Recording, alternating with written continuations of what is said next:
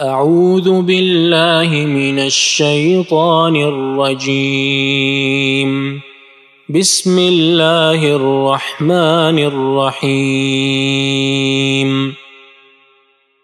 لإيلاف قريش إيلافهم رحلة الشتاء والصيف فليعبدوا رب هذا البيت الذي أطعمهم من جوع وآمنهم من خوف. بسم اللہ الرحمن الرحیم لإیلاف قریش. یہ سورہ قریش ہے، اور قریش ظاہر ہے کہ قبیلہ ہے، اور یہ نضر ابن کنانہ کی اولاد ہے. نضر ابن کنانہ نبی علیہ السلام کے دادوں میں سے ایک دادا،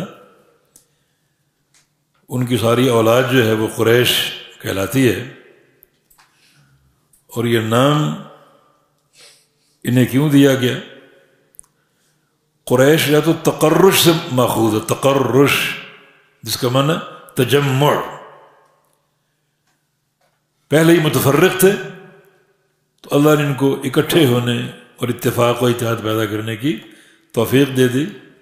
تو چونکہ تقرش میں جمع ہونے کا معنی ہے، اس لیے قریش ان کا لقب پڑ گیا. یا قرش تجارت کو بھی بولتے ہیں، القرش التجار الکسب کمانا. اور قریشی جو تھے یہ تجار تھے، تاجر تھے. تجارت ان کا ایک اغلباً ایک پیشہ تھا، اس لیے قریش کہلائے. اللباب میں ایک روایت اور مذکور ہے کہ امیر معاویہ نے عبداللہ بن عباس سے پوچھا کہ قریش نام کیوں رکھا گیا؟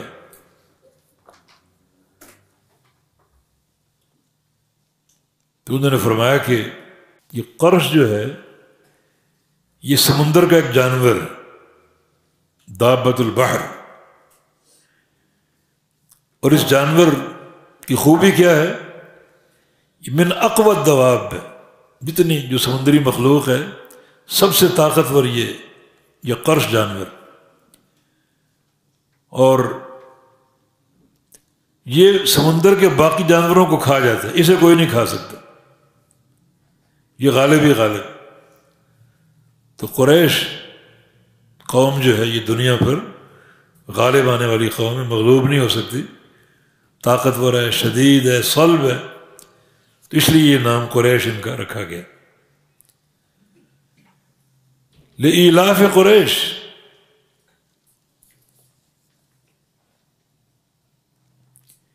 ایلاف الفت سے، الفت میں انسیت اور محبت کا معنی پایا جاتا ہے. یہ لام سببی ہے، شروع میں لے سبب. لإیلاف قریش، قریش کی انسیت کے لیے یا قریش کو مانوس بنانے کے لیے.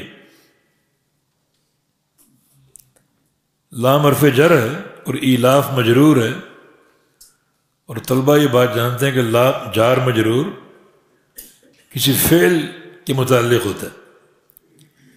اس کا فعل یا تو مذکور ہے یا محذوف ہے. اگر مذکور ہے تو وہ پچھلی صورت میں مذکور ہے،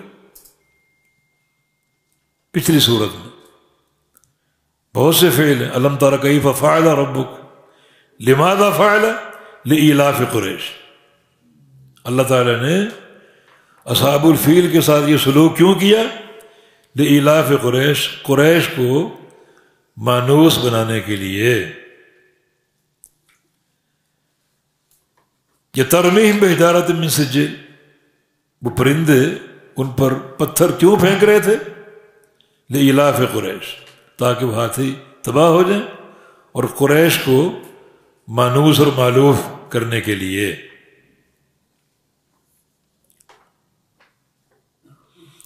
اس لیے بعض مفسرین نے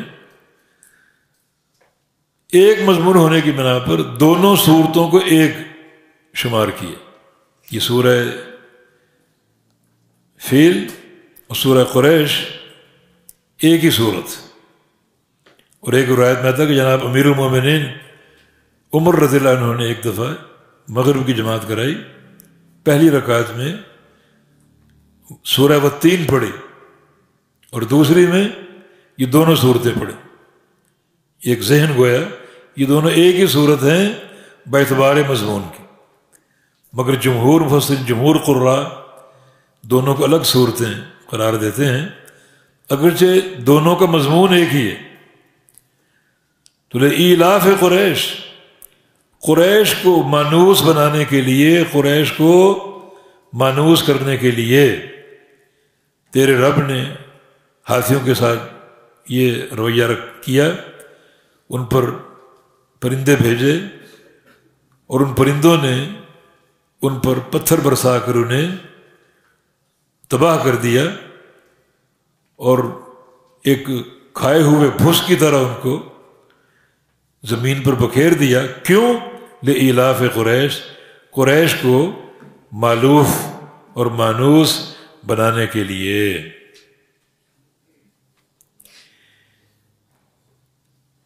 ایلافہم رحلۃ الشتاء والصیف،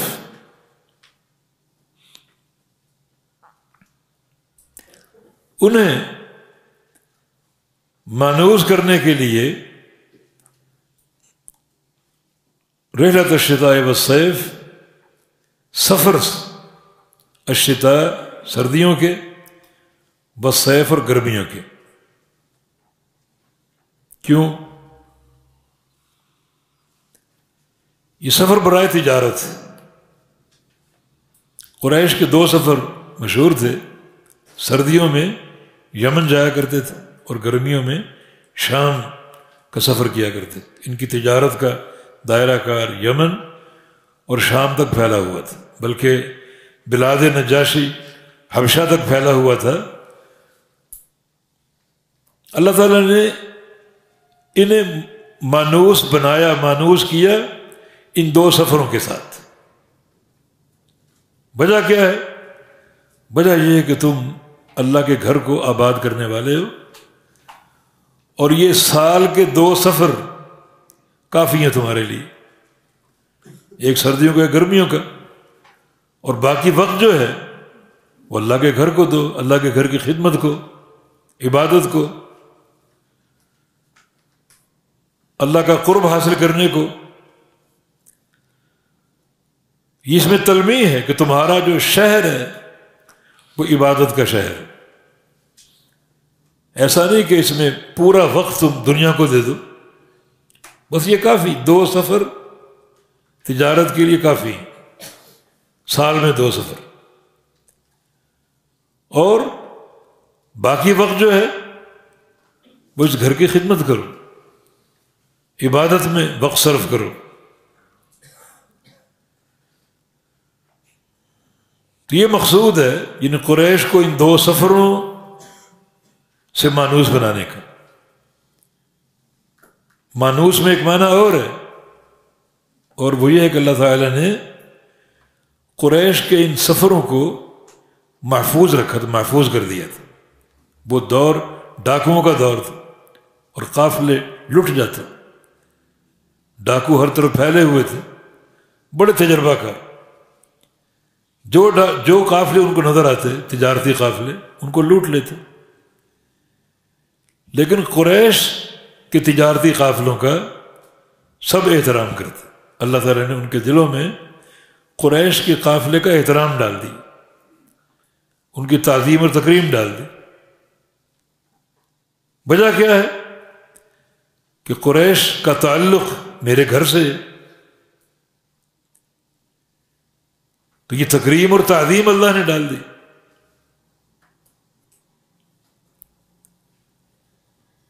اور جب دنیا نے دیکھا کہ ابرا ان کا کچھ نہیں بگاڑ سکا، اپنے ہاتھیوں کی فوج لے کر آیا اور وہ فوج بھی تباہ و برباد ہو گئی، تو پھر قریش کی ہیبت اور دلوں میں پیوست ہو گئی.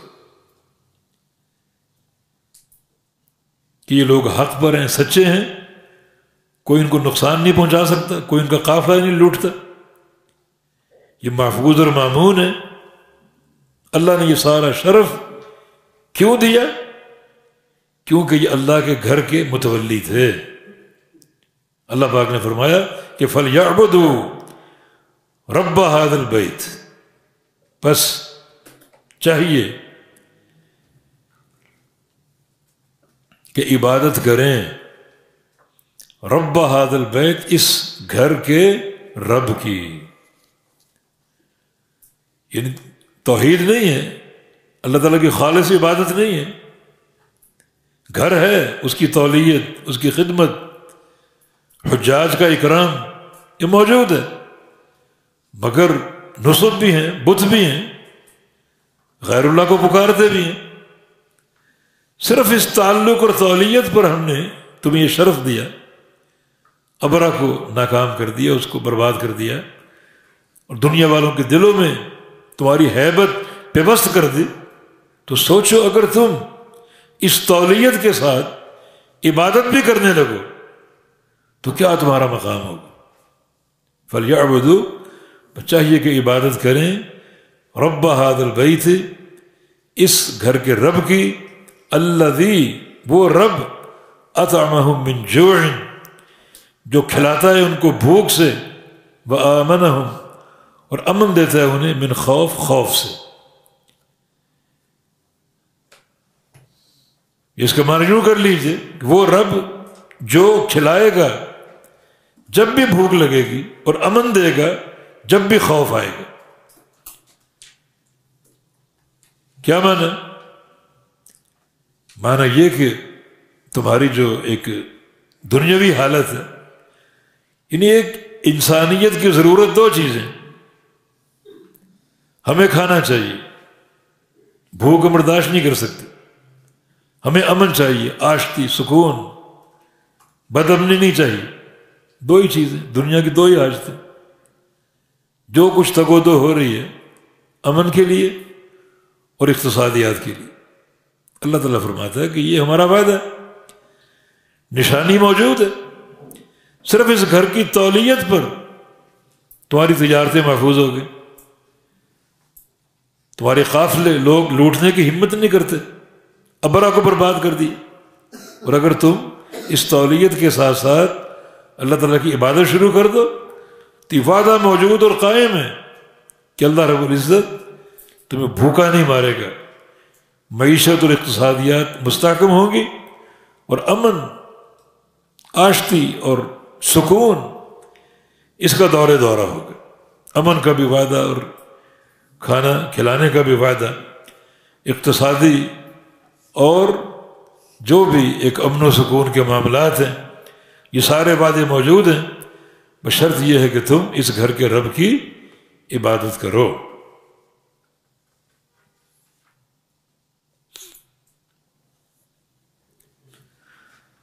تو اللہ رب العزت نے اس سورہ مبارکہ میں ان قریش کا ذکر کیا، جو قریش کی فضیلت کی ایک دلیل ہے، اور واقعی قریش جو ہیں یہ دنیا کی سب سے افضل قوم،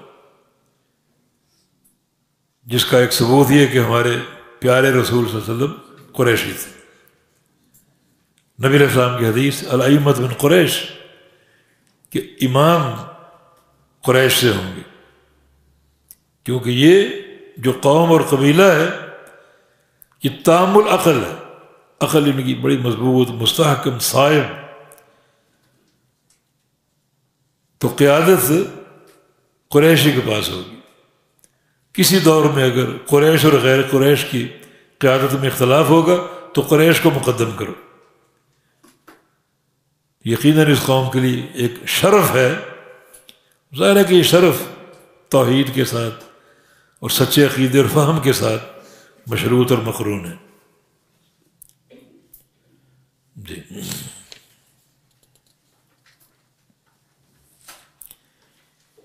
یہ ایلاف جو پہلا ایلاف ہے یہ یا کے ساتھ ہے، آگے ایلاف ہے دوسرا ایلاف بغیر یا کے۔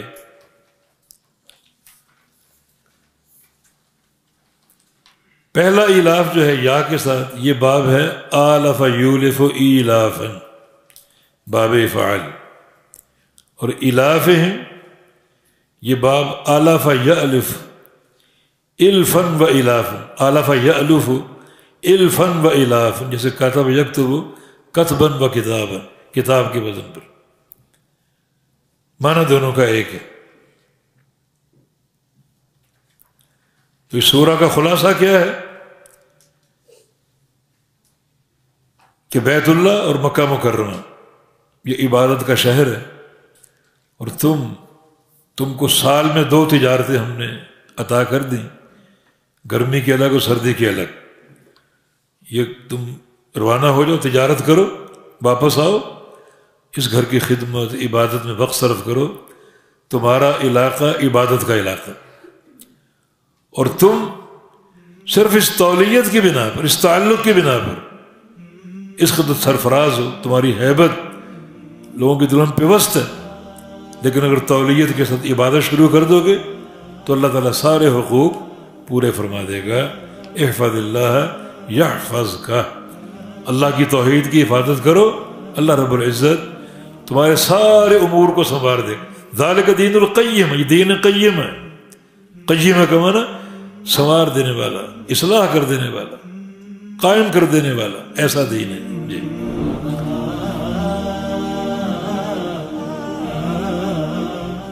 ظاہر ہے کہ اس دن کی ان دنوں کی بڑی نیکی تھی جہاں لوگ فاقوں پر فاقے گزارتے تھے۔ خود نبی علیہ الصلوۃ والسلام یعنی 3 چاند گزر جاتے، گھر میں چولہا نہیں جلتا تھا، اور لا یکون طعام الا الاسودان، بس پانی اور کھجوریں کھا کر گزارا ہوتا تھا۔ 3 مہینے گزر جاتے اور گھر میں چولہا نہیں جلتا تھا، تو کھانے کی قلت تھی۔ آج کھانے کی فراوانی تقریباً ہر گھر کو میسر، اس دور میں ایسا نہیں تھا۔